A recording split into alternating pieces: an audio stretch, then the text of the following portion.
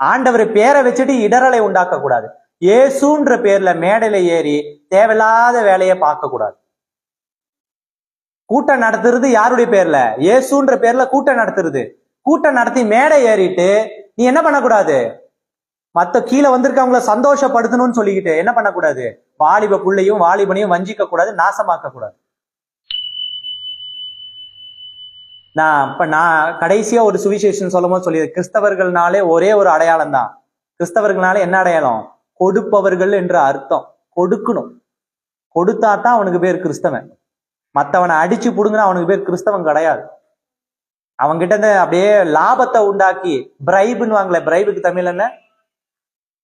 லஞ்சம். லஞ்சம் லஞ்சம் வாங்குறவன் கிறிஸ்தவனே கிடையாது. பெரும் லாபத்தை வச்சு விக்கிறவன் கிறிஸ்தவன் கிடையாது.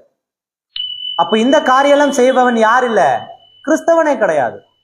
அப்போ நான் முதல்ல சொன்னது போல இடரலை உண்டாக்குனா நீ என்ன செஞ்சிடணும்? எந்திர கல்ல கட்டிருன்னு ஆண்டவர் சொல்றாரு.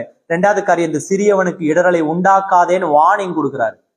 நான் இந்த பேசிட்டு இருக்கிற சத்தியம் யாருக்குன்னா, தமிழ்நாட்டுல மிஷினரியா வந்து சொத்தை வித்து ரத்தத்தை வித்து, உங்களுக்கு தெரியுமா?